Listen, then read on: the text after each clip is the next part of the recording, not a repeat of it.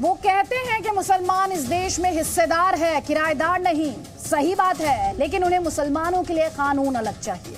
वो कहते हैं मुसलमान सेकंड ग्रेड सिटीजन नहीं है। सही कहते हैं, लेकिन उन्हें एक ग्रेड के कानून पर ऑब्जेक्शन है। वो कहते हैं कि ये मुल्क मुसलमानों का भी उतना ही है जितना हिंदुओं का है।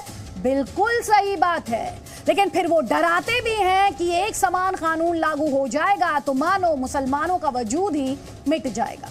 जी हाँ, ये सारे डर यूसीसी यूनिफॉर्म सिविल कोड को लेकर असदुद्दीन ओवैसी के हैं, जिसकी अब वो मुसलमानों के बीच मार्केटिंग करने लगे। गुजरात चुनाव में यूसीसी वाला दाव भले ही बीजेपी द्वारा खेला गया हो, लेकिन सियासी मौका तो सबको मिला है। बाकी पार्टियों ने भी अपनी सियासी पिच तैयार करनी शुरू कर दी है। कांग्रेस का स्टैंड वही पुराना, बीजेपी गरीबी, महंगाई और बेरोजगारी से ध्यान हटाने के लिए यूसीसी को बीच में लेकर आई है, ताकि फिर से हिंदू मुसलमान किया जा सके, वोट बढ़ जाए, पोलराइज हो और बीजेपी का काम बन जाए, ये कांग्रेस कहती है। वही सॉफ्ट हिंदुत्व का ट्रैक फॉलो कर रही आम आदमी पार्टी नाप तोल कर बोलती है। सीएम अरविंद केजरीवाल ने बीजेपी की बुराई तो की, लेकिन खुलकर नहीं कहा कि यूसीसी के फेवर में है या अगेंस्ट है। और इन दोनों के इफ्स एंड बट्स ने इस ओवैसी को मौका दिया।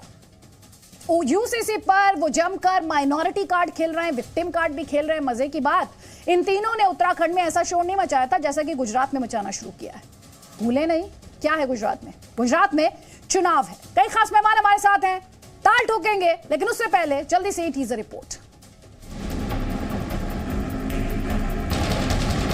देश के प्रधानमंत्री, आप क्यों गुजरात की जनता को झूठ बोल रहे हैं? यकसा सिविल कोड को बनाना सेंट्रल गवर्नमेंट का, मरकजी हुकूमत का काम है। रियासती हुकूमत यकसा सिविल कोड को नहीं बना सकती है। उनको क्या पीड़ा है? ये धीरे धीरे इस बात की चर्चा पूरे देश में सभी बुद्धिजीवी वर्गों में है कि कई कानून होने से काम करने में दिक्कत आती है। यूनिफॉर्म सिविल कोड वॉलंटरी होना चाहिए, रजाकाराना होना चाहिए, मैंडेटरी नहीं होना चाहिए। कमेटी के रिपोर्ट के आधार पर इस कानून को हमारे राज्य में लागू करने का रास्ता खुल जाएगा। ये सरकार की जिम्मेदारी है यूनिफॉर्म सिविल कोड बनाना, तो सरकार को यूनिफॉर्म सिविल कोड बनाना चाहिए। ऐसा बनाना चाहिए जिसमें सभी समुदायों का रजामंदी हो, सबको साथ लेके, सभी समुदायों को साथ लेके यूनिफॉर्म सिविल कोड बनना चाहिए। यूनिफॉर्म सिविल कोड की बात आज गुजरात में की जा रही है। हम देश के प्रधानमंत्री से पूछना चाहते हैं कि हिंदू अनडिवाइडेड फैमिली का जो income tax Hindu undivided family में मिलता है, वो मुसलमानों को क्यों नहीं मिलता? सुप्रीम कोर्ट के रिटायर्ड जज चौहान साहब ने कहा था, अपनी रिपोर्ट में कहा था कि मुल्क में यूनिफॉर्म सिविल कोड नेसेसरी भी नहीं है, ना डिजायरेबल, ना इसकी जरूरत है। तो अभी आप सुन रहे थे असदुद्दीन ओवैसी कई तरह के आरोप यहां पर बीजेपी पर लगा रहे हैं। कई खास मेहमान इस वक्त हमारे साथ हैं। आपको बता देते हैं, बीजेपी का पक्ष रखने के लिए हमारे साथ राजीव जेटली हैं, हमारे साथ प्रोफेसर जुनैद हारिस हैं, इस्लामिक स्कॉलर हैं, डॉक्टर रिजवान अहमद हमारे साथ हैं, पॉलिटिकल एनालिस्ट हैं। आप सभी का बहुत बहुत स्वागत है। जुनैद हारिस जी, पहला सवाल आज मैं आपसे पूछूंगी। असदुद्दीन ओवैसी ने तो जो सवाल पूछे वो सरकार से सवाल थे, लेकिन पहला सवाल मेरा आपसे, जो असदुद्दीन ओवैसी के एतराज हैं, क्या वो आपके एतराज हैं? क्या वो आपकी आपत्ति हैं? क्योंकि अगर कोई इस डिस्कशन को देख रहा है तो कहता है जो ये गिनवाते हैं कि इस देश के लिए हमने कुर्बानी दी है, जो ये गिनवाते हैं कि हम इस देश में हिस्सेदार हैं, जो ये गिनवाते हैं कि हम इस देश में इक्वालिटी है, कॉन्स्टिट्यूशन उसकी गारंटी देता है, तो जब एक ऐसे कानून की बात की जाती है जो बराबरी की बात करता है, उस पर चुप्पी क्यों साध ली जाती है? तब ये इक्वालिटी का राग जो है ये शांत क्यों हो जाता है? इसे भूल क्यों जाते हैं सब? एक चीज़ तो मैं बहुत क्लियर करना चाहता हूं कि पहली बात तो मैं एक कानून का मुखालिफ नहीं हूं, नंबर एक। नंबर दो ये है कि हमारा मुल्क डाइवर्सिटी रखता है अपने अंदर, डिफरेंट टाइप का कल्चर, डिफरेंट टाइप की पूजा पद्धति, डिफरेंट टाइप की आस्था। तो जो डिफरेंट टाइप का कल्चर है, जाहिर सी बात है कि वो इंडिविजुअल जो ट्राइबल सिस्टम है, जो माइनॉरिटीज हैं, खास तौर से वो फील करती हैं कि यूनिफॉर्म सिविल कोड में क्या होगा। चूंकि इसका ड्राफ्ट तैयार नहीं है, अभी सामने नहीं आया है, इसलिए उस पर कोई चर्चा ही बेकार है कि समझ में नहीं आ रहा है कि वो क्या होगा। और इसमें तो कोई शक नहीं है कि अगर कोई जुर्म करे तो उसकी सजा सबकी एक होनी चाहिए, लेकिन सबका अपना अपना कल्चर है, क्या वो भी एक हो जाएगा? ये क्या कुछ चीजें हैं, चूंकि क्लियर नहीं है, इस वजह से एक चीज है। एक बात तो ये हो गई। दूसरी बात यह है कि देखिए, बहुत बड़ी जरूरत है इस मुल्क की कि सबकी तालीम एक जैसी हो, सबका खाना एक जैसा हो, सबकी जरूरत है। हम तालीम के मामले में हम देखते हैं कि मिनिस्टर का बच्चा, आईएएस का बच्चा कुछ और पढ़ता है और गरीब का बच्चा कुछ और पढ़ता है। क्यों हम सरकारी स्कूलों के नाम कर देते हैं कि सब सारी की सारी चीजें हो जाएं? अभी हमारे मुल्क को जो सीढ़ियां चढ़नी चाहिए, हम समझते हैं उससे ऊपर की हम बात कर रहे हैं। अगर ये सारी चीजें हो जाएं तो ये सारी चीजें खुद ब खुद आसान हो जाती हैं। ये मेरा अपना अप्रोच है। नहीं, ये आपका अप्रोच तो है, लेकिन अभी आपने खुद ही कहा जिसका मसौदा नहीं आया उस पर इतनी बहस क्यों शुरू हो गई? सिर्फ सियासत हो रही है ना। मैं कुल मिला के ये कह रही हूँ, देश के अल्पसंख्यकों की नहीं, अल्पसंख्यकों पर बेस्ड सियासत हो रही है। प्रोफेसर हारिस, देखिए, अल्पसंख्यकों पर भी हो रही है, माइनॉरिटी और मेजॉरिटी दोनों के हवाले से सियासत में हमेशा से चलिए एक जवाब अब राशिद अलवी साहब है कांग्रेस पार्टी से हमारे साथ। राशिद अलवी साहब, अभी आपने प्रोफेसर हारिस को सुना, ये कह रहे जो मसौदा नहीं आया, जो ड्राफ्ट नहीं आया, उस पर इतना हो हल्ला क्यों? सवाल ये है कि जब मसौदा नहीं आया तो फिर यूनिफॉर्म सिविल कोड की बात क्यों कर रहे हो? अरे पहले एक मसौदा तैयार करो, सारे राजनीतिक दलों से मशवरा करो, सारे रिलीजियस लीडर से मशवरा करो, तब उसके बाद बात करो। और हर इलेक्शन से पहले लेके आ जाते हो यूनिफॉर्म सिविल कोड। इलेक्शन ख़त्म हो जाता है, यूनिफॉर्म सिविल कोड ख़त्म हो जाता है। सिर्फ यही मुद्दा रह गया है। और मैं इनसे पूछना चाहता हूँ, बीजेपी के नेताओं से, डायरेक्टिव प्रिंसिपल्स में सिर्फ यूनिफॉर्म सिविल कोड है या और भी आर्टिकल्स हैं? 16 आर्टिकल्स हैं, किसी आर्टिकल की बात नहीं करते। संविधान कहता है जितने मजदूर हैं उनको इंडस्ट्रीज के अंदर, कारपोरेट हाउसेस के अंदर हिस्सा देना चाहिए, इसकी बात क्यों नहीं करते? संविधान का डायरेक्टिव प्रिंसिपल्स कहता है जुडिशरी को एग्जीक्यूटिव से अलहदा कर देना चाहिए, क्यों नहीं इसकी बात करते? आर्टिकल 44 ये नहीं कहता कि यूनिफॉर्म सिविल कोड को इम्प्लीमेंट करो। आर्टिकल 44 कहता है कोशिश करो यूनिफॉर्म सिविल कोड की। क्या कोशिश कर रहे हो? आपने हमसे मशवरा किया, कांग्रेस के नेताओं से किया, रिलीजियस लीडर से किया? ये तानाशाही थोड़ी है, भारत के अंदर लोकतंत्र है। अगर कुछ करना चाहते हो सबसे मशवरा करो, उसका मसौदा तैयार करो, सबसे बातचीत करो कि भाई ये मसौदा है, बीजेपी से इस पे आपकी कोई राय हो तो दो। बात करते हैं। और दूसरा, जो मसौदा तैयार नहीं उस पर आपने सियासत शुरू कर दी। मुझे लगता है राशिद अलवी जी को थोड़ा अपडेट होकर आना चाहिए था। भारतीय जनता पार्टी की जहां पर भी सरकार है, हमने उसके अंदर जो फॉर्मर जस्टिस हैं हाई कोर्ट के, उनको नियुक्त किया है और वो लोगों से एक पोर्टल के माध्यम से जानकारी उपलब्ध कर रहे हैं और उनका फीडबैक ले रहे हैं कि अगर हमें यूनिफॉर्म सिविल कोड बनाना है तो उसके लिए आपके क्या क्या सुझाव हो सकते हैं। शायद अलवी साहब आपको ये जानकारी लेके आना चाहिए था। और इसी बात को आपने मुद्दा बनाया कि क्यों जल्दी नहीं लेकर के आ रहे आप। और अभी थोड़ी देर पहले आपने बोला दूसरी राजनीतिक पार्टियों से क्यों नहीं चर्चा करते। अलवी साहब, आपको याद होगा नेहरू जी ने, बावजूद उसके कि अंबेडकर साहब ने कहा था हिंदू कोड बिल अगर आप लेकर के आ रहे हैं तो आपको ऐसा कानून लेके आना चाहिए जिसके अंदर सभी देशवासियों एक समान अधिकार हो और एक समान उनके कानून हो। नेहरू जी उस बात पे अड़ गए थे कि मैं हिंदू कोड बिल लेकर के आऊंगा। हिंदू महासभा ने भी इसका विरोध किया था, बावजूद उन्होंने उनकी बात नहीं मानी। उन्होंने कहा ये मेरा निर्णय है कि मुसलमानों को अलग अधिकार दूंगा और हिंदुओं को अलग अधिकार दूंगा। जैन अलग अधिकार लेंगे, सिख अलग अधिकार लेंगे, बौद्ध अधिकार अलग अधिकार लेंगे। मतलब हिंदू कम्युनिटी केवल ईसाई अलग लेंगे, केवल मुसलमानों को छोड़ करके बाकी सबके अधिकार अलग होंगे और मुसलमानों के अधिकार अलग होंगे। ये कैसा न्याय किया आपने, बताइए इस देश की जनता के साथ। चलिए ठीक है, आप इतिहास से जुड़ा हुआ सवाल पूछ रहे हैं, मैं इस पर बाद में जवाब लूंगी, लेकिन एक कमेंट में यहाँ पर लूंगी रिजवान अहमद का।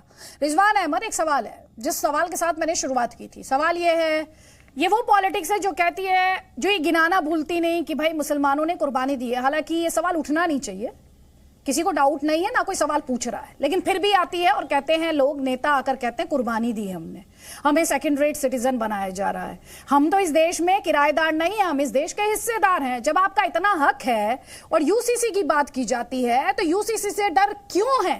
इस डर का आधार क्या है? क्यों डरता है? या सियासत ये डर डराने की कोशिश करती है अल्पसंख्यकों को? जी हाँ, शुक्रिया। जय हिंद, वंदे मातरम। जय हिंद। आपने कहा कि मुसलमान कहता है हम किराएदार नहीं, शुक्रिया। आपने कहा कि मुसलमान कहता है हम किराएदार नहीं हैं, हम हिस्सेदार हैं। अरे अदिति जी, अगर हिस्सेदारी कह दे तो फिर प्रॉब्लम क्या है? वो तो कहता है हम ये देश हमारे बाप का है, आदम अलैहिस्सलाम यहीं पर उतरे थे। हिस्सेदारी में तो किसी को प्रॉब्लम ही नहीं है। प्रॉब्लम तो वहां आती है, वो कहते हैं हमारे बाप का है, पहली चीज। दूसरी चीज, आपने कुर्बानी की। पता नहीं आपको याद है नहीं, आप तो मुझसे बड़ी छोटी हो उम्र में, एक आती थी सिवा का गीत माला अमीर सियानी की, अह बहन और भाइयों। तो उसमें जो गाना 25 हफ्ते बज लेता था, उसकी सिवा का गीत माला पे बारात निकाल दी जाती थी, फिर वो बजता नहीं था। तो हमने इस देश के लिए कुर्बानी दी, हमने इस देश के लिए कुर्बानी दी।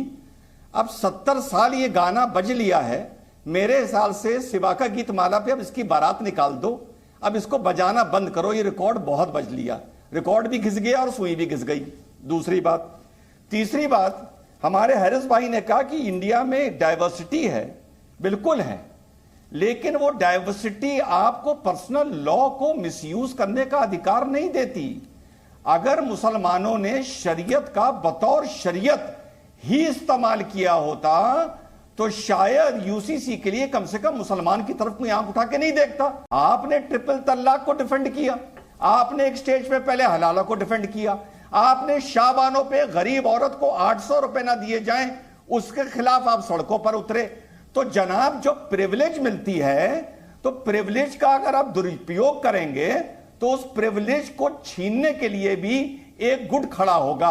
तो दुरुपयोग करना बंद कर दीजिए, शायद शरीयत के खिलाफ बोलने वाले खत्म हो जाएंगे।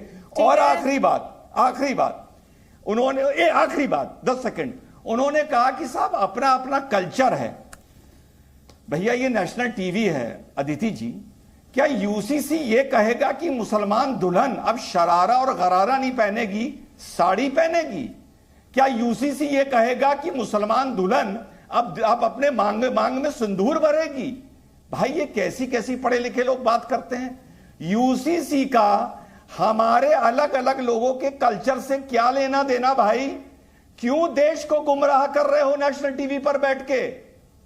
ठीक है, जवाब ले लीजिए जल्दी से प्रोफेसर जुनैद हारिस। पहली बात तो मैं एक बात बता दूं कि हलाला के सिलसिले में मैं बिल्कुल कहता हूं कि हलाला बिल्कुल गलत है। हलाला और नियोग का मैं हमेशा से मुखालिफ रहूं, इस्लामी शरीयत भी उसकी मुखालफत करती है। जहां तक ट्रिपल तलाक का ताल्लुक है, मैं बिल्कुल क्लियर कर दूं, मैं कभी भी इस बात का कायल रहा हूं कि एक मजलिस में किसी औरत को 3 तलाक दे दी जाए। हमेशा तलाक एक होती है। और एक चीज मैं और क्लियर कर देना चाह रहा हूं कि गोवा के अंदर, अभी इन्होंने कल्चर की बात की है, गोवा के अंदर हिंदू मर्द को भी 2 शादी की इजाजत है, माफ कीजिएगा। और बहुत से ट्राइबल्स के अंदर एक औरत कई शादियां कर सकती है। मैंने बात जो कल्चर की है उसमें कल्चर ही नहीं है, बहुत से ट्राइबल सिस्टम की उसके अंदर शामिल है। इसको मैंने सामने रख करके बातें की हैं। आप सिर्फ एक चीज को बुनियाद बना करके बातें नहीं कर सकते हैं। मैंने इसीलिए कहा कि जब तक ड्राफ्ट सामने नहीं आ जाता है उसके अंदर क्या है, कोई भी चीज हम क्लियर नहीं कर सकते हैं। ठीक है। प्रोफेसर हारिस का जवाब देना चाह रहे हैं रिजवान अहमद, जल्दी से 30 सेकंड्स प्लीज। जी हाँ अदिति जी, अभी धीरे से हैरिस भाई ने एकदम से गुगली फेंक दी। इन्होंने हलाला के साथ खट से नियोग का नाम ले लिया, क्योंकि अगर ये नियोग का ना लेते ना तो इनके सीने में ठंडक ना पहुंचती। तो इन्होंने खटाक से हलाला को नियोग से मिलाकर एक ही अल्फाज में गुगली मार दी। पहली बात। दूसरी बात, अब हमारे राशिद भाई ने भी बोला कि भैया ड्राफ्ट तैयार नहीं है, तय है, भाजपा पॉलिटिक्स करती है। बिल्कुल, चलिए मैंने मान लिया भाजपा पॉलिटिक्स कर रही है। आइए हैरिस भाई, राशिद भाई और रिजवान अहमद मिलके भाजपा की यूसीसी की पॉलिटिक्स बेकार कर दें। चलिए हम तीनों बोलते हैं कि चलो ले आओ यूसीसी, ले आओ, देखते हैं क्या लाओगे, जब लाओगे तो आंदोलन कर लेंगे। हम तीनों की तरफ से कोई प्रॉब्लम नहीं है। ठीक है, चलिए बोलिए, आप क्यों नहीं बोल रहे? खराब जवाब लीजिए राशिद अलवी साहब। बिल्कुल मैं कह रहा हूँ राशिद अलवी साहब प्लीज। राशिद अलवी साहब, जुनैद हारिस जी मैं आपको बाद में मौका दूंगी सर, मैंने बहुत टाइम आपको दिया है, प्लीज राशिद अलवी जी, उसके बाद सईदा फलक और फिर राजीव जेटली, जल्दी जल्दी प्लीज। देखिए, आप मुझसे कोई सवाल करें तो मैं जवाब दूंगा, हर एक की बात का मैं जवाब बैठने सर, लेकिन ये डिबेट क्या सवाल है आपका, आप बताइए। अलवी साहब, ये तो एक डिबेट है। हाँ तो बताइए ना क्या सवाल है। जो ये कहा जा रहा है, भाई ये तो कह रहे हैं रिजवान अहमद, सवाल बताइए ना। हाँ, रिजवान अहमद ये कह रहे हैं कि मसौदा नहीं आया, मसौदा आ जाएगा जब आना है। आप इस बात के लिए तैयार हो जाइए कि यूसीसी के लिए हम तैयार है, मसौदा आएगा तो उस पर डिबेट कर लेंगे। पहले आप उस पर तो इन प्रिंसिपल अग्रीमेंट दीजिए। देखिए, नहीं, आप मेरी बात सुनिए और समझने की कोशिश कीजिए। यूनिफॉर्म सिविल कोड की हम मुखालफत नहीं कर रहे। मैं बार बार कह रहा हूं, अगर सचमुच आप यूनिफॉर्म सिविल कोड इम्प्लीमेंट करना चाहते हैं तो सबसे मशवरा करके कीजिए। ये जो अभी एक साहब कह रहे थे, मैं जानता नहीं हूं, माफ़ कीजिएगा आप मुझे, कि हमने हाई कोर्ट के जज से कह दिया है, पब्लिक से बात कर रहा है। अरे तमाम राजनीतिज्ञ को बुलाओ। अगर मुसलमान कह रहा है, उसे एतराज़ है, तो मुसलमानों के रिलीजियस लीडर्स को बुलाओ, कांग्रेस पार्टी से मशवरा करो, सबसे मशवरा करके बात करो। और हाई कोर्ट के जज की आप बात कर रहे हैं, आपकी सरकार ने सुप्रीम कोर्ट के जज जस्टिस चौहान, जो लॉ कमीशन के चेयरमैन थे, उन्होंने कहा यूनिफॉर्म सिविल कोड की कोई ज़रूरत नहीं। मुझे नहीं पता आपने पढ़ा है कि नहीं पढ़ा है, तो आपका लॉ कमीशन कह रहा है, मैं नहीं कह रहा हूँ। मैं तो फिर भी कह रहा हूँ यूनिफॉर्म सिविल कोड का मसौदा लाओ। एक मिनट, मेरी पूरी बात सुनिए। नहीं, मैं आप बार बार गोवा की बात करते हैं, गोवा के अंदर आप गलत बोल रहे हैं। आप मेरी पूरी बात सुनिए, उसके बाद जवाब दीजिए। आप उसके बाद जवाब दीजिए। गोवा के अंदर जो यूनिफॉर्म सिविल कोड है, उसमें ये मौजूद है कि अगर कोई औरत बच्चा नहीं दे सकती तो हिंदू आदमी दूसरी शादी कर सकता है। अगर वो बेटा नहीं दे सकती तब भी दूसरी शादी कर सकता है। यह शर्मनाक यूनिफॉर्म सिविल कोड है जो गोवा के अंदर चल रहा है, और यह पुर्तगालीज ने बनाया था। और मैं आपसे यह भी पूछता हूं, नॉर्थ ईस्ट के कानून मालूम है आपको? 200 साल से जो कानून है वहां पे, वो अभी तक इंप्लीमेंट हो रहे हैं। और यूनिफॉर्म सिविल कोड आप किस लिए चाहते हैं? यूनिफॉर्मिटी की वजह से। अगर हर स्टेट के अंदर यूनिफॉर्म सिविल कोड अलहदा बनेगा तो अभी तो 4 पर्सनल लॉ हैं, फिर तो ये 29-30 हो जाएंगे। यूनिफॉर्मिटी कहाँ आएगी? राजीव जेटली, आप अपने प्रधानमंत्री से कहिए कि पार्लियामेंट में बनाए। जवाब ले लीजिए ना सर आप। देखो, ये एक तो गलत जानकारी देकर डिबेट भी भड़का दी जाती है। मैं आपको सीधा बताना चाहता हूं कि हमने सुप्रीम कोर्ट में कहा था, ये विधायकी का अधिकार है कानून बनाना, ये सुप्रीम कोर्ट इसके ऊपर निर्देश जारी नहीं कर सकता है, पहली बात। और उसके ऊपर हमारी ऑलरेडी वर्किंग चल रही है, हम इस कानून को लेकर के आना चाहते हैं। उत्तराखंड की बात करें, चाहे आप उत्तर प्रदेश में, आपने देखा हमारे डिप्टी सीएम ने इस बात को रखा कि अगर हम इसमें सुझाव लेंगे और जो बेहतर सुझाव होंगे उसके हिसाब से यूसीसी फॉर्म किया जाएगा, इंप्लीमेंट किया जाएगा, उससे कानून बनाया जाएगा। यही बात हम गुजरात में कह रहे हैं। मैं आप दूसरी बात पूछना चाहता हूं, जो अभी एक प्रश्न उठाया गया, क्या आप इस बात के पक्षधर हैं कि यूनिफॉर्म सिविल कोड आना चाहिए? क्या आप इस बात के पक्षधर हैं? और जो राजनीतिक पार्टियां ये कह रही हैं कि भारतीय जनता पार्टी कब लागू करेगी, तो हम उनसे पूछते हैं, क्यों नहीं अपने राज्यों के अंदर इस बात को उठाते कि जिस तरीके से भारतीय जनता पार्टी ने पोर्टल बनाकर ये जानकारी उपलब्ध करवाई है और लोगों से फीडबैक लिया जा रहा है, हम भी अपने राज्यों के अंदर फीडबैक लेते हैं। आपने क्यों थोप रखे हैं वो कानून? आपने क्यों थोप रखे अपने कानून? दूसरी बात मैं आपसे बताना चाहता हूं कि ये देश की सबसे बड़ी जरूरत है, और ये आज लड़ाई कोई कानून की नहीं है, ये लड़ाई अधिकार देने की है। अधिकार देश की जरूरत है। तो गुजरात इलेक्शन से पहले ही आपको क्यों याद आई? आपके ओपोनेंट्स ने लगातार सवाल उठाया है। इस सवाल का जवाब मैं आगे आपसे लूंगी। असदुद्दीन ओवैसी ने क्या कहकर आपकी सरकार पर हमला बोला है, वो सुन लीजिए।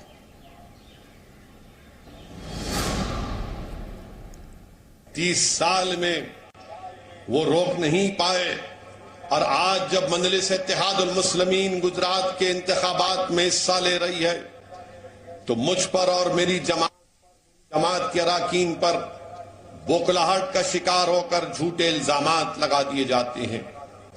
मेरे अजीज दोस्तों और बुजुर्गों, आज सुबह में मालूम हुआ कि गुजरात की भाजपा की सरकार इस बात का फैसला लिया है कि वो गुजरात में यूनिफॉर्म सिविल कोड बनाने के लिए कमेटी को तश्कील देंगे, यकसा सिविल कोड बनाएंगे।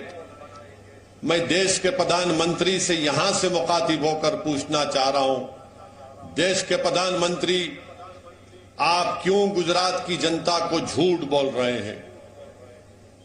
आप ही की सरकार ने सुप्रीम कोर्ट में एक मुकदमा आया था यकसा civil code, uniform civil code के बारे में, तो मोदी सरकार ने सुप्रीम कोर्ट को यह बताया कि यकसा सिविल कोड को बनाना सेंट्रल गवर्नमेंट का, मरकजी हुकूमत का काम है।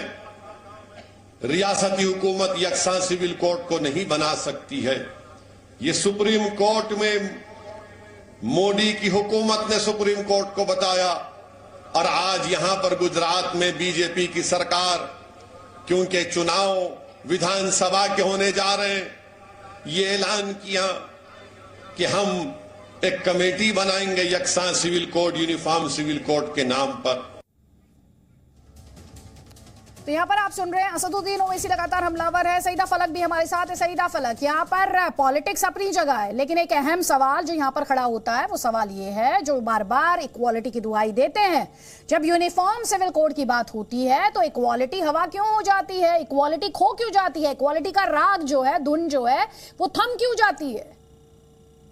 अदिति जी देखिए, अब गुजरात चुनाव है तो कोई तो मुद्दा जरूर चाहिए था ना, कोई तो मुद्दा लाना जरूरी ही था।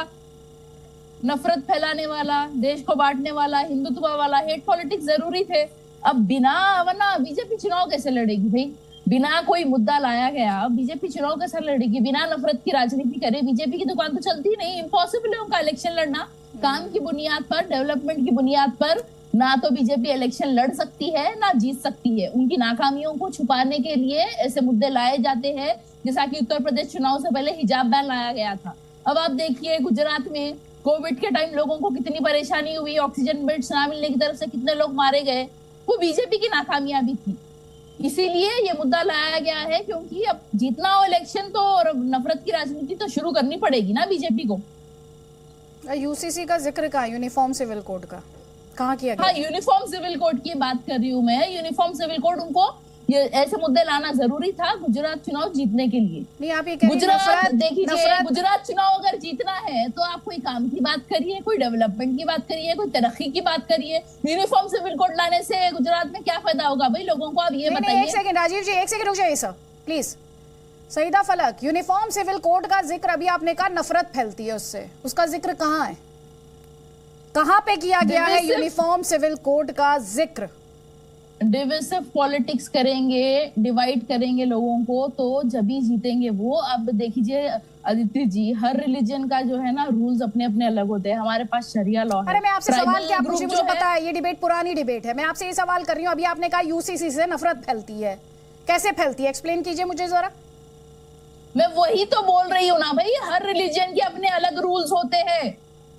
तो देश कॉन्स्टिट्यूशन से चलाएंगी आपकी रिलीजन के रूल से चलेंगे? रिलीजन आस्था का सम्मान है, वो गारंटी दी गई है, लेकिन इसका मतलब ये थोड़ी है इस देश में कॉन्स्टिट्यूशन नहीं रहेगा। अदिति जी, देश में कॉन्स्टिट्यूशन है और देश सिर्फ कॉन्स्टिट्यूशन से ही चलेगा, और कॉन्स्टिट्यूशन हर मजहब के लोगों को इजाजत देता है कि आप आपका मजहब फॉलो करो। अब जो हमारा मजहब है, जो हमारे मजहब में जो शरिया लॉ है, हम वही फॉलो करेंगे ना। यूनिफॉर्म सिविल कोड पता है इंडोनेशिया में यूसीसी है, जानती हैं आप? लॉ कमीशन मुझे पता है। अच्छा, पता है, वहां पे दिक्कत नहीं है आपको? उन लोगों को दिक्कत नहीं हुई? वहां पे धार्मिक कानून खतरे में नहीं आए थे? अब देखिए, आप लॉ कमीशन ने भी तो कह दिया है कि यूनिफॉर्म सिविल कोड जरूरी नहीं है देश के लिए। आप ये बताइए, सुनिए मेरी बात, कॉन्स्टिट्यूशन में यूनिफॉर्म सिविल कोड का जिक्र है या नहीं है? हाँ है, आर्टिकल 44 में directive principle of state policy में एनफोर्स नहीं कर सकते। हाँ, तो फिर वहां से नफरत फैल रही है उससे। अगर कॉन्स्टिट्यूशन में है तो ठीक है, आप हर रिलीजन ग्रुप के जो है बॉडी को कंसल्ट करिए, आप डिस्कस करिए, बिल हाँ, लाइए, तो ये थोड़ी देर पहले आपको अपनी बात रखते हुए याद नहीं था? अगर कॉन्स्टिट्यूशन में है तो, अरे कॉन्स्टिट्यूशन में है, आर्टिकल 44 में है, इसका जिक्र है। सबने अपनी सियासी रोटियां सेकी हैं, जैसे असदुद्दीन ओवैसी अपनी सेक रहे हैं। यहाँ पर कोई बहुसंख्यक की पॉलिटिक्स कर रहा है, कोई अल्पसंख्यक की पॉलिटिक्स कर रहा है, तो दिख रहा है ना यहाँ पर। लॉ कमीशन ने तो कहा कि जरूरी नहीं है। अरे भाई, तो आप ये बताइए, कॉन्स्टिट्यूशन में इसकी जरूरत क्यों महसूस की गई थी? क्यों जरूरत महसूस की गई थी? कोई तो वजह रही होगी ना सईदा फलक। बट कंपलसरी तो नहीं है ना। अरे डायरेक्टिव प्रिंसिपल है। डायरेक्टिव प्रिंसिपल है, मुझे भी पता है, जिक्र है ना। प्रिंसिपल है। हालात बनाएंगे ना आप अपने देश को उसके लिए तैयार करेंगे ना, या फिर इक्वालिटी बस तभी तक होगी जब तक हक याद रहेगा? एनफोर्स तो नहीं कर सकते ना। अरे एनफोर्स नहीं, कौन यहाँ पे एनफोर्स कर रहा है उसको? आप किसने जबरदस्ती थोप दिया है? किसने थोपा अभी जबरदस्ती? अगर हर बात अल्पसंख्यकों पर क्यों नहीं ली जाती है? एक तरफ इक्वालिटी की बात करते हैं, जैसे यूसीसी की बात आती है, रिजवान अहमद, तो अल्पसंख्यक खतरे में आ जाते हैं। जी अदिति जी, देखिए, नाम है, आपने बहुत अच्छी चीज पूछी और पकड़ी। नाम है यूसीसी, यूनिफॉर्म सिविल कोड। अगर इसका नाम एचसीसी होता, हिंदू सिविल कोड, तो जाहिर सी बात है मुझे भी ये कहना पड़ता कि भाई ये क्या तमाशा हो रहा है, पूरे देश पर आप हिंदू सिविल कोड कैसे थोप सकते हैं। अभी किसी ने, हमारे भाई ने गोवा का जिक्र किया, किसी ने नॉर्थ ईस्ट का जिक्र किया। ओवैसी साहब बोल रहे थे कि अनडिवाइडेड हिंदू फैमिली को टैक्स बेनिफिट मिलते हैं, तो मुस्लिम को क्यों नहीं मिलते? तो भाई ये जो कमियां आप बता रहे हैं यूसीसी की, गोवा की, वगैरह वगैरह, इन्हीं सबको तो ठीक करने के लिए यूसीसी आ रहा है। अगर कोई इस्लामी रीतो रवाज में कोई कमियां हैं वो भी ठीक होंगी, कोई अगर हिंदुत्व में है वो भी ठीक होंगी, पारसी में वो भी ठीक होंगी, सिख में वो भी ठीक होंगी, नॉर्थ ईस्ट वाली भी ठीक होंगी। तो ये तो यूनिफॉर्मिटी की बात है, ये तो बात कम्युनल हो ही नहीं सकती। अब हमारी सायदा बाजी ने बोला, शरीयत की बात करी। अब आप अदिति, आप इसमें मुझको सेक्सिस्ट ना बोलिएगा, क्योंकि जब शरीयत की बात आती है तो मुझे फिर साफ बात करनी पड़ेगी। प्लीज डोंट अटैक मी। शरीयत का अपना अपना इंटरप्रिटेशन है। अभी मैं 10 मौलाना खड़ा कर दूं जो कहेंगे कि मुसलमान औरत को टीवी पर नहीं आना चाहिए, लेकिन सायदा बाजी आती हैं। अभी मैं 10 मुसलमान खड़े कर दूं जो कहेंगे हिजाब पहनकर मेकअप नहीं करना चाहिए, लेकिन सायदा बाजी करती हैं। तो ये अपना अपना इंटरप्रिटेशन खत्म करने के लिए ही यूसीसी आ रहा है। नहीं, लेकिन आपको सईदा फलक से जो सवाल पूछने हैं वो तार्किक अलग लेवल पर हो सकते हैं ना। आपको उनके मेकअप, उनके हिजाब, उनको टीवी पे आना है नहीं आना है, वो तो इंडियन कॉन्स्टिट्यूशन में रिजवान अहमद उनको गारंटीड है ना, वो बात और है। इस बात से मैं इंकार नहीं करती। मैं इसका जवाब दे दूं। कन्वीनियंस के हिसाब से मुझे पता था आप काउंटर मारेंगी। नहीं, मुझे पता था अदिति त्यागी जी काउंटर मारेंगी। सुन लीजिए, 10 सेकंड दे दीजिए मुझे। रिजवान अहमद सुन लीजिए, मैं आपको वापस बताइए। रिजवान अहमद, क्योंकि जिस हिजाब को लेकर हमने बहुत डिस्कशन सुना है, बहुत चर्चा सुनी है, मुस्लिम्स को खतरे में सुना है, महिला अधिकारों की लड़ाई खतरे में सुनी है इस देश में, उस हिजाब की बात, उस पर्दे की बात तो पुरुषों के लिए भी हुई है ना, लेकिन उस पर्दे की बात पुरुषों के लिए इंप्लीमेंट नहीं की जाती है। तो जो आपने मल्टीपल इंटरप्रिटेशन की बात की, मैं उसे क्वेश्चन नहीं कर रही हूं, लेकिन जो आपने सईदा फलक से पूछा उस पर मेरी आपत्ति है। जी, उसका जवाब सुन लीजिए।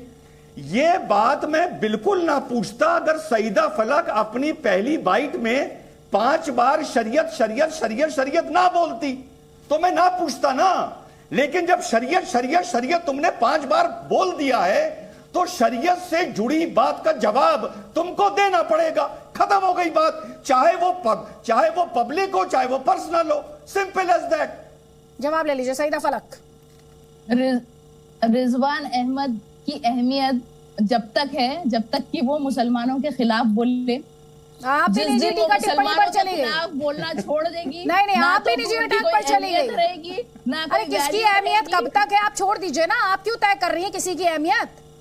ये आपको थोड़ी तय करना है। करेंगे तब तक ही उनकी दुकान चलेगी। नहीं, दुकान किसकी चलेगी? ये दुकान चलेगी नहीं चलेगी, बंद हो जाएगी, ठप हो जाएगी, खुल जाएगी, बढ़ जाएगी, खत्म हो जाएगी। छोड़ दीजिए सईदा फलक। जो उन्होंने आपसे सवाल पूछा, तार्किक जो सवाल था, उसका तार्किक ही जवाब दीजिए। निजी हमले तब आते हैं जब तर्क खत्म हो जाते हैं। तो प्लीज ये मत कहिए आप तार्किक तौर पर जवाब नहीं दे पा रही उनकी बात का। बस इतना नहीं, कह रही नहीं, हूं। ऐसा कुछ नहीं है अदिति जी। यूनिफॉर्म सिविल कोड आएगा तो देखिए हर रिलीजन के अलग अलग रूल्स होते हैं। आप मुझे बताइए ट्राइबल ग्रुप क्या करेगा, उनके भी तो अलग रूल्स है। अरे आप तैयार हैं? आप ट्राइबल ग्रुप की चिंता छोड़िए, आप तैयार हैं?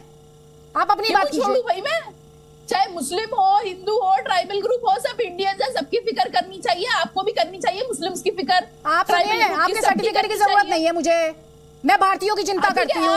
ध्यान से सुनिए आप मेरी बात। आपकी तरह के हिंदू मुसलमान नहीं करना है मुझे, हिंदू मुसलमान नहीं करना है। और सुनिए ध्यान से, मुसलमानों की फिक्र है मुझे, मुसलमानों की फिक्र है, इसलिए हर गलत बात पर सवाल उठाया मैंने, ठीक है? तो मुझे मत बताइएगा मुझे किसकी फिक्र करनी है। मैं इंडिया की फिक्र करती हूँ क्योंकि मैं इंडियन मानती हूँ खुद को, और मैं इंडियन बनकर रही हूँ। मेरी शिनाख्त रही है 2.5 साल तक इंडियन।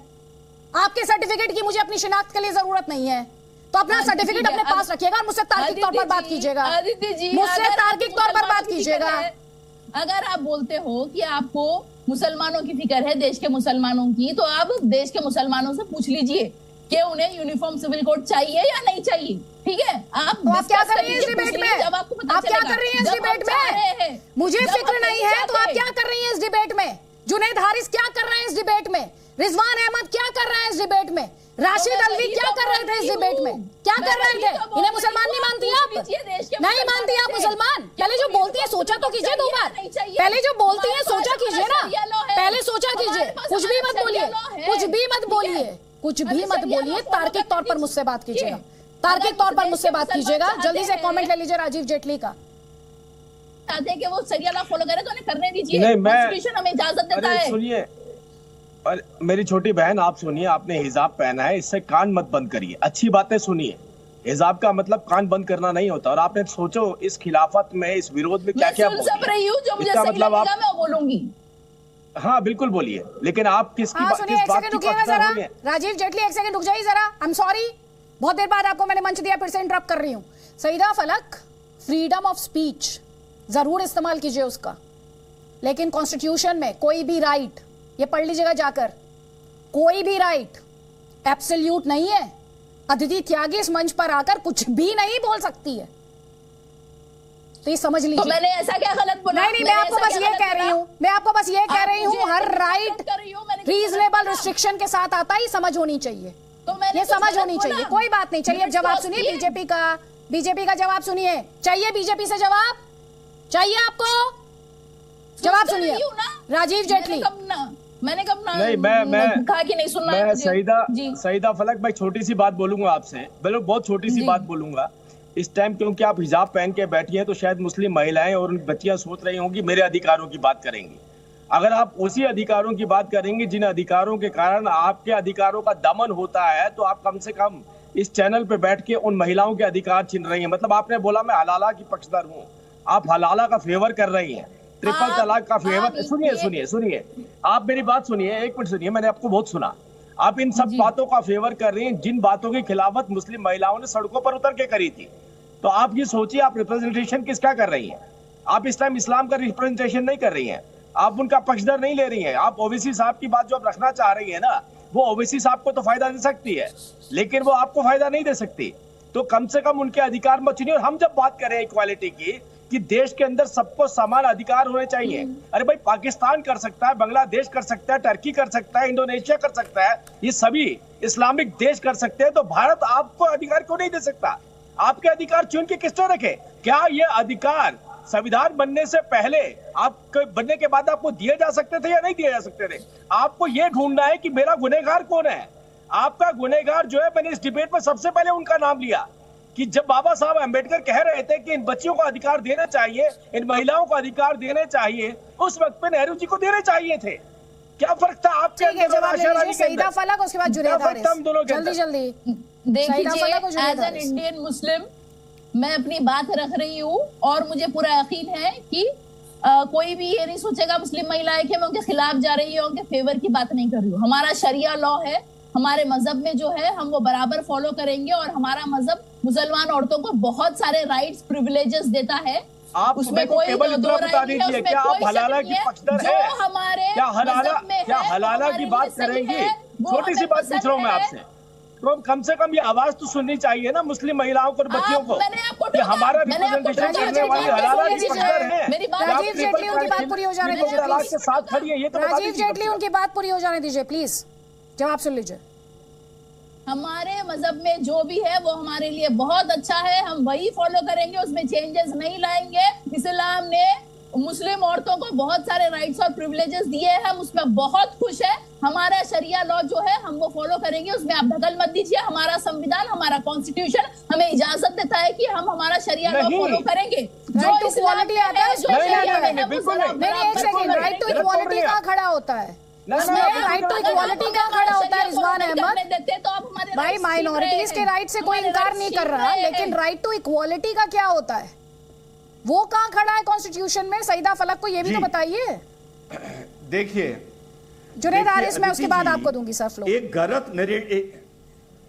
गलत नैरेटिव ऐसे सेट किया जाता है। मुझसे अभी एक पढ़ा लिखा आदमी आज नहीं, आज से 3-4 महीने पहले पूछ रहा था कि रिजवान भाई यूसीसी के बाद मुसलमान निकाह तो कर नहीं पाएगा, शादी का तरीका क्या होगा? ये एक पढ़ा लिखा आदमी था, उसने मुझसे सवाल पूछा। और दूसरी बात, अब आप फिर कहेंगी, देखिए अदिति जी, जब आप डिबेट में आते हैं तो फिर दूसरे डिबेटर को सारे सवाल पूछने दीजिए, वो फेमिनिस्ट कार्ड, सेक्सिस्ट कार्ड पे अटैक ना करिए, क्योंकि हम पार्लियामेंट्री लैंग्वेज में तमीज के दायरे में अपनी बात रखना जानते हैं। अब मेरा दूसरा सवाल है, आप इस पे भी मेरे ऊपर अटैक कर देंगी। क्या साइदा फलक ये मानती है कि ये सही है, नैतिक है कि साइदा फलक का शौहर होने वाला बिना साइदा को बताए दूसरा निकाह करके औरत घर में ले आए? क्या ये साइदा के हिसाब से सही है या गलत है? अब आप मुझ पर अटैक ना करिएगा, बिल्कुल मैंने तमीज से सवाल पूछा है। साइदा फलक, देखिए पर्सनल क्वेश्चंस पूछने का आपको कोई राइट नहीं है, कोई हक नहीं है, कोई मतलब नहीं है। बात यहाँ पे ये पर्सनल नहीं है, ये शरीयत है, ये शरीयत है, ये पर्सनल नहीं है, ये शरीयत है। आप कैसी बात कर रही हैं? हम ये पर्सनल नहीं है। हमारा शरिया लॉ फॉलो करें जो संविधान हमें इजाजत देता है, ठीक है? अरे भाई, ये शरीयत का सवाल पूछ रहा हूं मैं आपसे, ये पर्सनल नहीं पूछ रहा हूं।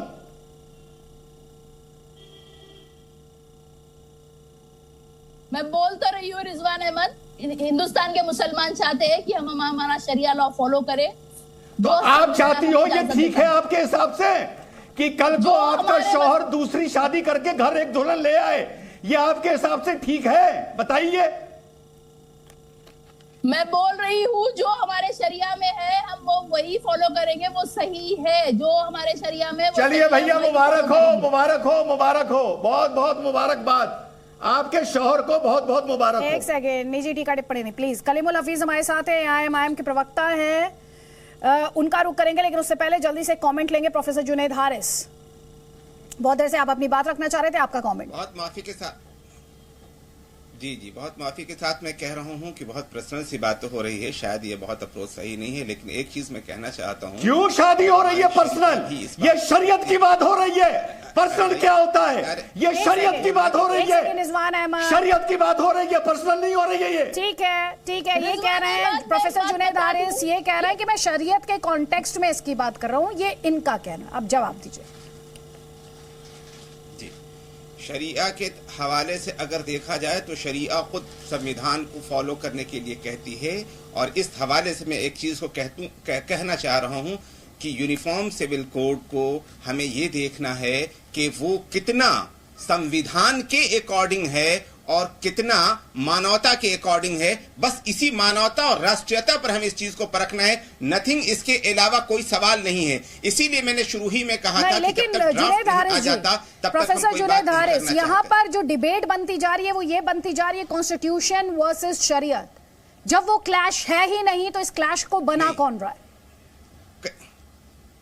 क्लैश, मैं तो खुद कहना चाह रहा हूं कि क्लैश नहीं है, इसी वजह से इसलिए कि जिस मुल्क के अंदर हम हैं उस मुल्क के कानून को फॉलो करने की शरिया खुद बात करती है। लेकिन 1947 के बाद, जब इस मुल्क आजाद होने के बाद जो यहाँ का संविधान बना, जब उसके अंदर ऐसी चीजें लाने की कोशिश होंगी जो संविधान के खिलाफ होंगी, तो अब शरीयत के तकाजा भी हो जाता है कि हम उसके खिलाफ उठकर लड़ाई करें। और एक बात क्लियर रहे, यूसीसी एक परिंदा जिसका अभी तक अता पता नहीं है कि उसके अंदर क्या होने वाला है, उस पर चर्चा तो बेकार है। लेकिन एक चीज बिल्कुल क्लियर होनी चाहिए, ना हम इक्वलिटी के मुखालिफ हैं, ना हम इस बात को कहना चाहते हैं कि यहाँ के लोगों के, तमाम लोगों के राइट, देखिए माइनॉरिटीज हों चाहे ट्राइबल्स हों, जो उनके अपने सिस्टम्स हैं, क्या उनके अधिकारों का हनन होगा या नहीं होगा, ये एक बुनियादी सवाल है। शायद लोगों को शक है, इस वजह से इस पर लोग सवाल करते हैं। लेकिन सवाल तो ये पैदा होता है कि वो क्यों लोग बातें कर रहे हैं ड्राफ्ट लाए बगैर, यूसीसी का। ठीक है, जवाब दीजिए राजीव जेटली, ड्राफ्ट लाए बगैर आप इस पर कंट्रोवर्सी क्यों क्रिएट करना चाहते हैं?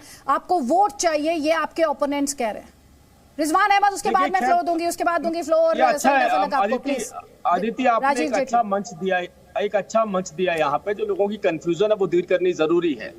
देखिए, ये मैटर कोई आज का नहीं है, ये विधि आयोग के पास मैटर था, विधि आयोग इसके ऊपर चर्चा कर रहा था। बेस्ड ऑन दैट विभिन्न सरकारों ने इसके ऊपर फीडबैक लेना शुरू किया कि बेहतर कानून कैसे बनाया जा सकता है। जब हम यूसीसी की बात कर रहे हैं तो ये विधि आयोग जो जिसका कार्यकाल पूरा हो गया था, उसको दोबारा से जो विधि आयोग बना है, दोबारा से उसने इसके ऊपर कार्यवाही शुरू कर दी है। और अगर मैं कहता हूं और किसी व्यक्ति को लगता है कि मेरी भी इसमें भागीदारी होनी चाहिए, तो भागीदारी किसी धर्म विशेष की नहीं होगी, भागीदारी इस देश के नागरिक की होगी।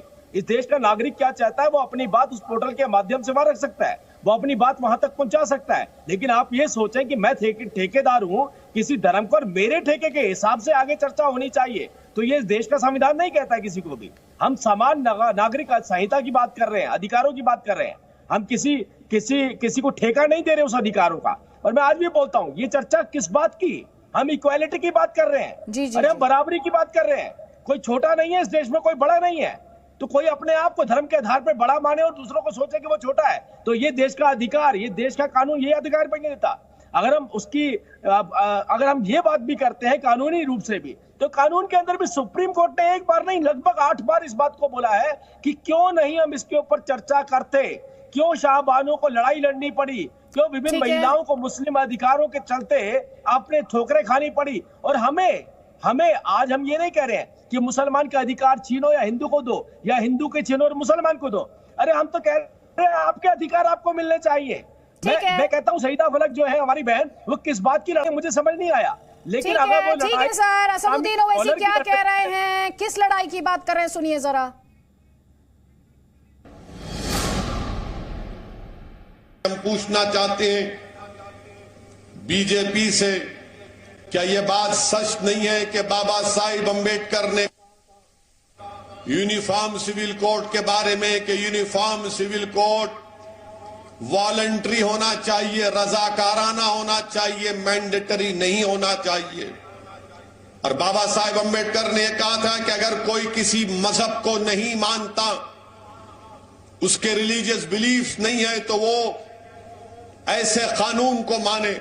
और हमारे देश में वैसा कानून है। कौन सा कानून है वो?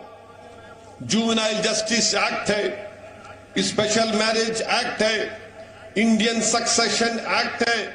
आप ये कानून इस्तेमाल कर सकते हैं जो किसी मजहब को नहीं मानते। मगर भाजपा सिर्फ अपने हिंदुत्व के एजेंडे को लेकर आगे बढ़ना चाहती है। और चुनाव से पहले भाजपा की हमेशा ये आदत रही है कि इन मसलों को उठाया जाए ताकि अपनी वोट की राजनीति को या फिर अपने वोट को हासिल किया जाए। –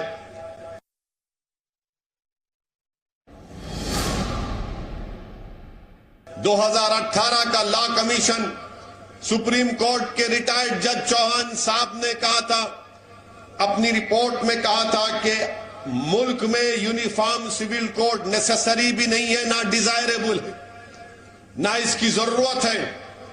यह कहा था उस लॉ कमीशन की रिपोर्ट में। मगर आज भाजपा सिर्फ मुल्क की जो प्लुरलिज्म है, डाइवर्सिटी है, यह भारत की खूबसूरती है। यकसानियत कैसा पैदा होगी बताइए आप? अगर मैं मुसलमान हूं, शादी करता हूं, तो कॉन्ट्रैक्ट है। तो कलीमुल हफीज AIM से हमारे साथ है। कलीमुल हफीज, इस देश की प्लूरैलिटी किस तरह से खतरे में आती है यूसीसी आने से, जरा बताएं।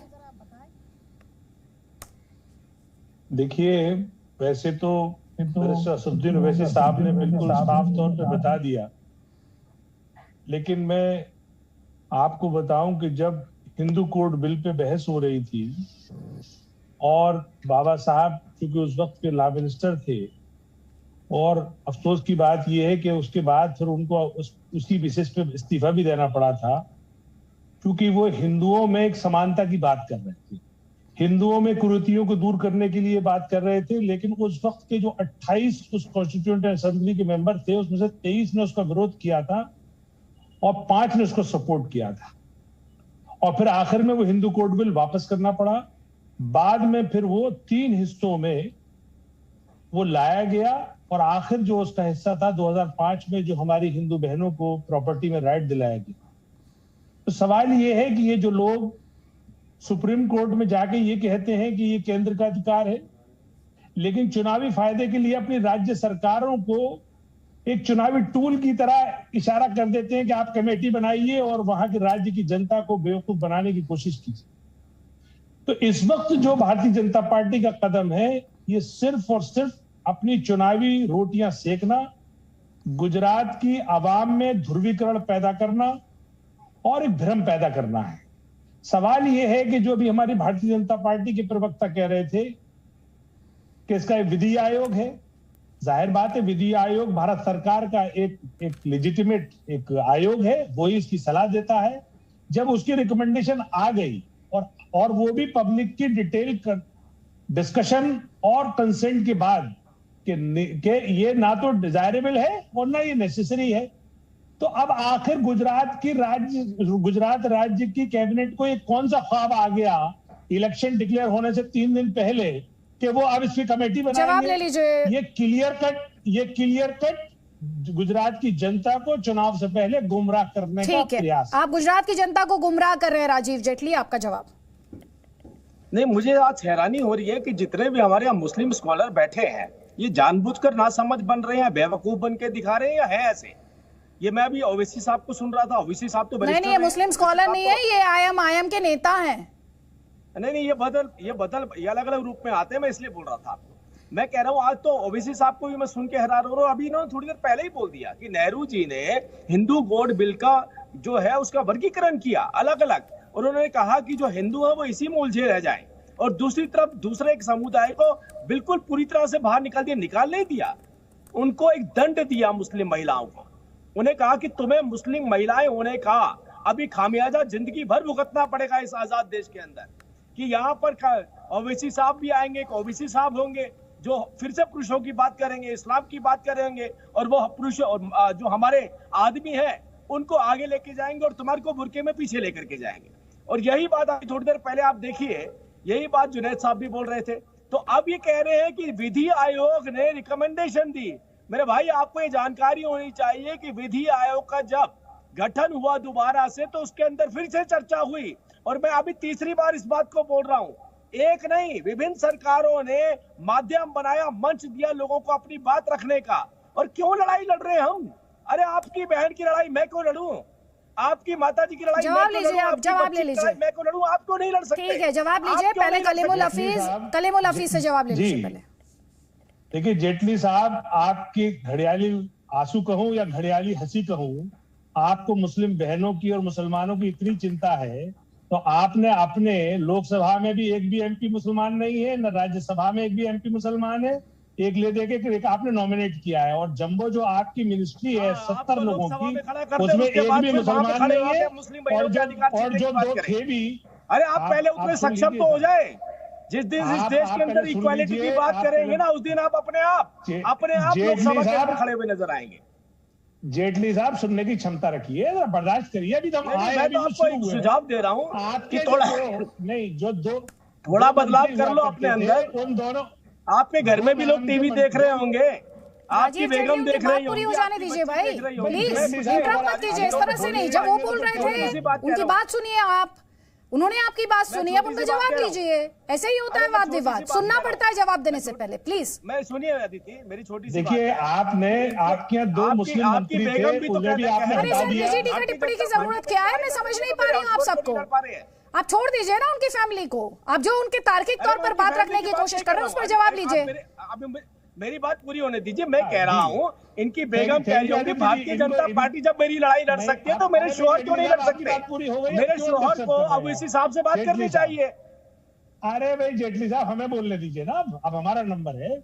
आपने 2 मुस्लिम नाम के मंत्री आपके यहाँ हुआ करते थे, दोनों को आपने हटा दिया, बाहर का रास्ता दिखा दिया। एक को तो केंद्रीय मंत्री से राज्य का भी एमएलसी बनाकर छोटा सा मंत्री बनाया था आपने। ये आपने मुसलमानों के साथ ये व्यवहार है आपका। सुप्रीम कोर्ट में आपके दौर में एक भी जस्टिस नहीं है।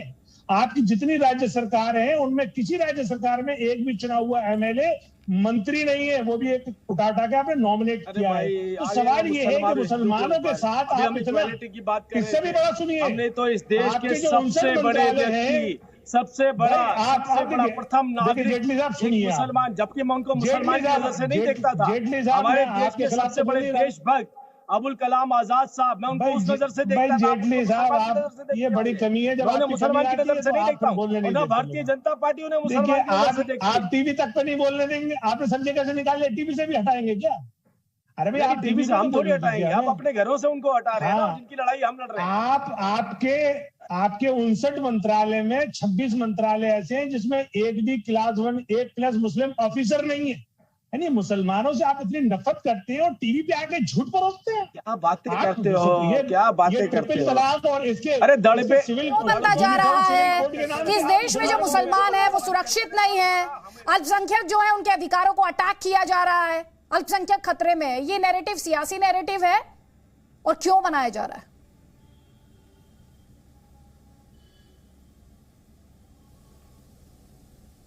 रिजवान अहमद जी, हाँ, देखिए 2 बातें कर लूं। एक तो ये नैरेटिव सेट किया जा रहा है कि गवर्नमेंट ने एफिडेविट दिया है सुप्रीम कोर्ट में कि कानून बनाना सरकार का काम है। ये कोई नई बात नहीं है। इनएक्टमेंट ऑफ लॉ लेजिस्लेचर का काम है and interpretation of law supreme court का काम है। जहां तक कि ट्रिपल तलाक में भी कानून, अगर आप नोट करें, सुप्रीम कोर्ट ने नहीं बनाया था। कानून एंड में सुप्रीम कोर्ट ने सरकार से ही कहा कि तुम बनाओ। सो इसमें कोई खुश होने वाली बात नहीं है और कोई नई बात नहीं है।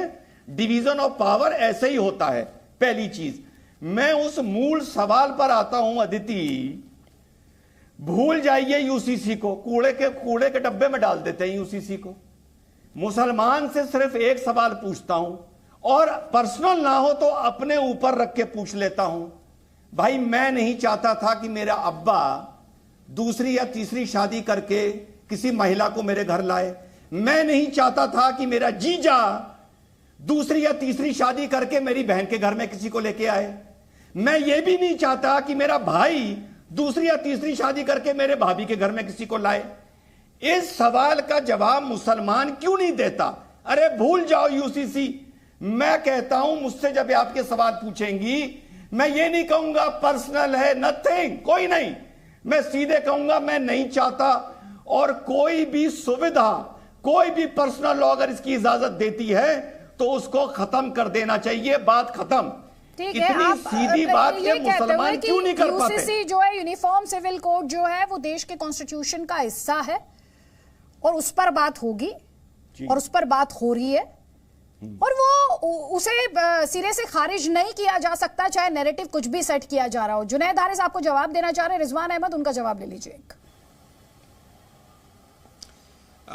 नहीं, मैं इनका जवाब से पहले भी मैं 1-2 सवाल रखना भी चाह रहा हूँ। जी बताइए। कह रहा था, चूंकि इन लोगों को इनको ज्यादा समझ है ऐसा लग रहा है यूसीसी की, तो जरा सा ये बता दें कि अभी अगर कोई दलित व्यक्ति ईसाई हो जाए या मुसलमान हो जाए तो उसका रिजर्वेशन खत्म हो जाता है, तो क्या अब यूसीसी के तहत उसका रिजर्वेशन खत्म नहीं होगा?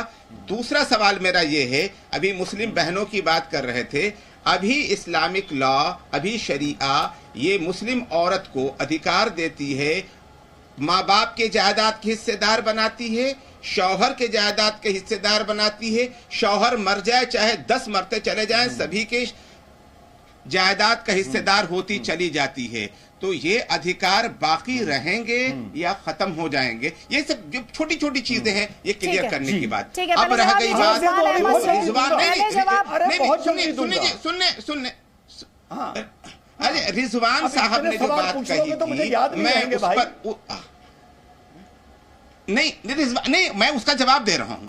आपने जो सवाल उठाया है तो सवाल के हवाले से मैं एक चीज और क्लियर कर दूं कि भाई दूसरी शादी तीसरी शादी किसी की भी इस्लाम ये नहीं कहता है कि ये अनिवार्य है, नंबर 1। लेकिन अगर ये स्थिति है कि घर में कोई एक औरत है और बाहर भी एक है और लिविंग रिलेशन के तहत हम कहीं रह सकते हैं, तो उससे बेहतर समझता है इस्लाम के वो दूसरी बीवी की शक्ल में उसको पूरा अधिकार दिया जाए, उसको जवाब ले लीजिए। आप लोग पता नहीं कहां इस पूरी डिबेट को लेकर जा रहे हैं, यूसीसी पर बात हो रही है और पता नहीं कहां ये पूरी डिबेट जा रही है। एक मिनट अदिति जवाब दे दूं। रिजवान अहमद 30 सेकंड है और मैं अप्रिशिएट करूंगी आपसे कि सब मुद्दे पर रहें। यूसीसी आना चाहिए नहीं आना चाहिए, क्या आपत्ति है, बिल्कुल मुद्दे इस पर मैं फोकस करना चाहती हूं।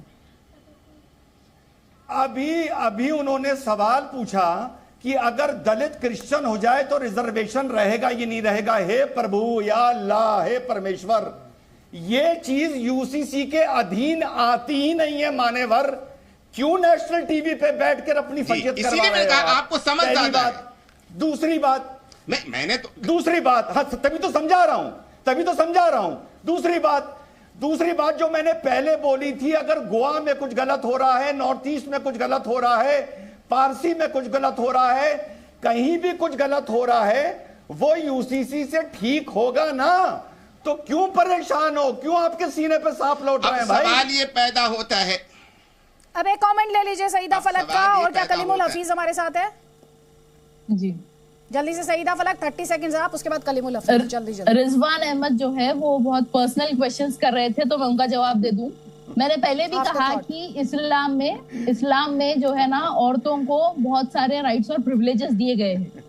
तो अगर आप चाहे तो कोई भी लड़की अपने निकाहनामा में ये लिखा सकती है कि उसका शौहर शादी के बाद दूसरी शादी ना करे, तो उसकी बिना परमिशन के अगर निकाहनामा में लिखा जाए वो शादी नहीं कर सकता। तो अगर मैं चाहूँ तो मैं निकाहनामा में लिखा सकती हूँ, आप पढ़ लीजिए। अगर मैं चाहूँ तो मैं लिखा सकती हूँ। और 4 शादियां करना अगर सुन्नत है तो उसके कुछ कंडीशन है। अगर आप कॉन्स्टिट्यूशन से चले, शरीयत से चले, सवाल है वो सब बराबर। इस देश में सिटीजन्स यूसीसी फॉलो करें या ना करें, ये सवाल है। अगर किसी को यूसीसी नहीं चाहिए तो अल्पसंख्यक खतरे में क्यों आ जाते हैं, ये सवाल है। सवाल ये है कि जो हमेशा बराबरी के हक की बात करते हैं यूसीसी से डर क्यों जाते हैं, ये सवाल है। ये सवाल है। मुझे अब एक जवाब कलीमुल हफीज से लेने दीजिए। देखिए मैडम, 10 सेकंड दे दीजिए। भारत की जो ताकत है वो इसकी यूनिटी इन डाइवर्सिटी है, इसके डिफरेंट कल्चर है। हमने मिजोरम और नागालैंड को भी आर्टिकल 371 में उनको स्पेशल प्रोविजन दिए हुए अपना वो कल्चर प्रिजर्व करें। इसी तरीके से हमने आदिवासियों को उनका कल्चर को प्रोटेक्ट करने के अलग से प्रोविजन दिए हुए हैं। इसी तरीके से हमारे यहाँ पे कल्चरली ऐसे ट्रेडिशंस हैं, खुद हिंदुओं में नॉर्थ इंडिया में अगर 5 जनरेशन तक अगर कोई रिश्ता मिलता है तो उनकी शादी नहीं हो सकती, लेकिन उसी लड़का लड़की के सगे मामू भांजी से शादी साउथ में हो जाती है। इसी तरीके से अलग अलग जो माइनॉरिटीज हैं उनके अलग अलग कल्चर है, अलग अलग डिफरेंट ट्रेडिशन अपनी जगह है भाई। इतना कंफ्यूजन क्यों है? कोई क्या ये कह रहा है कि कलीमुल हफीज जी जो अदिति त्यागी करेगी वही कलीमुल हफीज को करना अगर यूसीसी आ गई? यहाँ पर तो ऐसा लग रहा है कि यूसीसी को लेकर समझ नहीं है या फिर सियासी तौर पे गुमराह किया जा रहा है। मैं आपसे ये कह रही हूँ यूसीसी को लेकर ये परसेप्शन कौन बना रहा है, क्यों बन रहा है, इसके टाइमिंग को लेकर बीजेपी से सवाल है और वो सवाल मैंने कल से उठाया है, लगातार पूछा है ताल ठोक के में। लेकिन ये परसेप्शन क्यों बन रहा है? तो आप ये कहना चाहते हैं, जब आप ये कहते हैं अल्पसंख्यक खतरे में आ जाएंगे, तो जो संविधान निर्माता थे उन्हें इस बात की कोई चिंता नहीं थी कि उन्होंने जिक्र कर दिया डायरेक्टिव प्रिंसिपल में आर्टिकल 44 में जाके यूसीसी का? वो नहीं सोच पा रहे थे? उन्होंने हर सिचुएशन को एंटिसिपेट किया और यूसीसी को लेकर उनकी समझ कम थी? नहीं, उन्होंने लिखा है, जो हमारे पूर्वज थे उन्होंने लिखा है शेल एंडीवर, यानी प्रयास किया जाएगा। प्रयास करने नहीं, लेकिन उनको ये नहीं पता था ना, उनको ये नहीं पता था कि जब हम इसकी बात करेंगे तो यहाँ पर सियासत ऐसी खड़ी होगी कि हम जिसका जिक्र कर रहे हैं उस पर ही कहेगी अल्पसंख्यक खतरे में आ गया। उन्होंने ये नहीं सोचा होगा कि इस देश की राजनीति इस मोड़ पर आएगी। देखिए आदित्य जी, आपने कहा अल्पसंख्यक खतरे में, मैंने नहीं कहा भाई। मेरे हिसाब से इस देश में तो यहाँ पर तो जो डिबेट में आते हैं उन्हें तो बहुसंख्यक भी खतरे में दिखते हैं, अल्पसंख्यक भी। मैं करती हूँ भारतीयों की बात और भारत की बात। मुसलमान खतरे में आपके नेता को नजर आते हैं, मुझे नजर नहीं आते। नहीं सुनवाइए, किसने कहा मुसलमान खतरे में, मुसलमानों पर हमला किसने बताया? सुनवाइए इन्हें। ये कह रहे अदिति जी ने कहा, सुनवाइए इन्हें।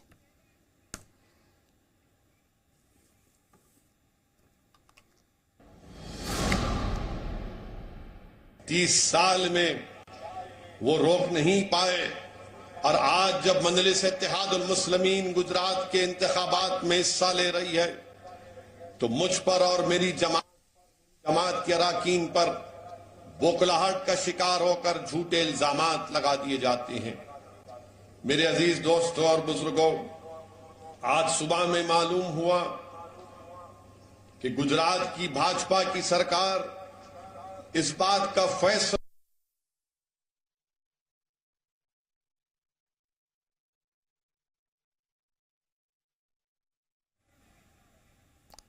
तो यहां पर आप सुन रहे हैं असदुद्दीन ओवैसी, एक नहीं उनके कई रिएक्शन हमने सुनवाए, जिसे लेकर राजनीतिक मंशा पर राजीव जेटली वो लगातार सवाल खड़े कर रहे हैं। लेकिन मुझे अभी तक कलीमुल हफीज ये नहीं समझा पाए कि प्लूरैलिटी कैसे खतरे में आती है। कोई पैनलिस्ट अभी तक मुझे ये नहीं समझा पाया कि यूसीसी आने से मुसलमान कैसे खतरे में आ जाता है, और ये भी नहीं मुझे समझ आया कि डाइवर्सिटी कैसे खत्म हो जाती है। ये मुझे अभी तक समझ नहीं आया। लेकिन पॉलिटिकल मंशा, इस डिसीजन की टाइमिंग, वोट हित आपने देखा है, ये सियासी आरोप आप पर लगे हैं। और साथ ही उन्होंने ये कहा, एक तरफ आप जाकर कहते सेंटर करेगा, दूसरी तरफ आप इसे स्टेट लेवल पर लाने की कोशिश करते हैं। आप कंफ्यूज हैं या ये कुल मिला के वोट की लड़ाई है? हम बिल्कुल भी कंफ्यूज नहीं है। देखिए, मैं थोड़ा सा आग्रह करना चाहता हूं, अब जितने भी हमारे पैनलिस्ट यहाँ बैठे हैं, ये डिबेट भारतीय बन के कर रहे होते हैं। आपने तो अदिति कम से कम 20 बार इस बात को बोला, मैं भारतीय बन के बात करती हूँ और भारतीयों के अधिकारों की बात करता हूँ। अगर ये भारतीय बन के कर रहे होते तो मुझे लगता है कहीं पर ये सब्जेक्ट ही ना उठता कि आप ऐसा कानून क्यों लेकर के आना चाहते हो जिनपे सबको बराबर के अधिकार मिलने वाले। क्योंकि ये मुसलमान बन के इस बात को कर रहे हैं, और जब भी कोई व्यक्ति मुसलमान धार्मिक आधार पर किसी बात को करेगा तो उसका तो खामियाजा उठाना पड़ेगा। उसका खामियाजा किसको उठाना पड़ेगा? उसका खामियाजा भारत को उठाना पड़ेगा, और उसका खामियाजा भारत ने उठाया है। और हम नहीं चाहते कि अब जो अधिकार सबको बराबरी के दिए जा रहे हैं, इससे आपत्ति सिख को नहीं होती है, बौद्ध को नहीं होती है, जैन को नहीं होती है, ईसाई को नहीं होती है, किसी ईसाई को आपत्ति नहीं है। अरे आप ही को आपत्ति क्यों है? आपका मतलब मुसलमान नहीं कह रहा, आपका मतलब मैं मुसलमान नहीं कह रहा, ईसाइयों ने लिख के, आपका मतलब है मुसलमानों के ठेकेदार। मैं मुसलमानों की बात नहीं कर रहा हूँ, आपने ठेका ले रखा है। कलीमुल हफीज, मुझे शो क्लोज करना है प्लीज। कलीमुल हफीज 20 सेकंड्स जल्दी से प्लीज। देखिए, आपत्ति सरदारों को भी है, आपत्ति हमारे क्रिश्चियन भाइयों को भी है, उन्होंने लिख के दी है। लेकिन चूंकि ये सरकार उनकी बात सुनती नहीं है, मुसलमानों को तो निशाना बना के ये अपने वोट बटोरने की राजनीति करती है। ठीक है, आप राजनीति कर रहे हैं। ठीक है, जल्दी से कमेंट जुनैद हारिस, 20 सेकंड्स आपके पास। देखिए, मैं इनसे बार बार कह रहा हूं कि ड्राफ्ट नहीं है।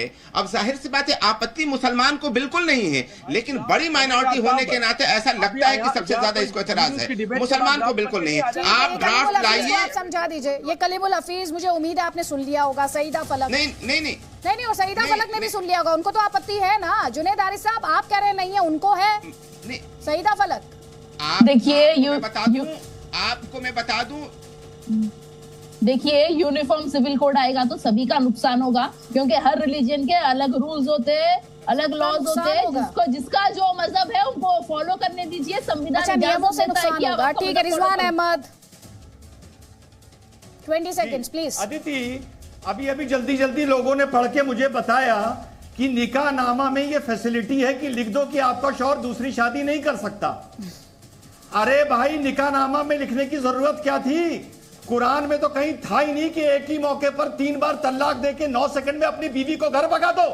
लेकिन सईदा फलक का नेता अकबरुद्दीन ओवैसी और असदुद्दीन ओवैसी दोनों ने ट्रिपल तलाक का समर्थन किया था और ट्रिपल तलाक के लिए लड़े थे। इतने बेशरम लोग हैं ये। सवाल यही है कि यूनिफॉर्म सिविल कोड को लेकर ये क्या इसके पीछे राजनीतिक मंशा है, इस फैसले को लाने के पीछे जैसे कि आरोप लग रहे हैं, और इसके विरोध में भी क्या राजनीतिक वंशा और पोलराइज करने की कोशिश है? दोनों ही सवाल मैं आपकी यानी जनता की अदालत में छोड़ती हूं।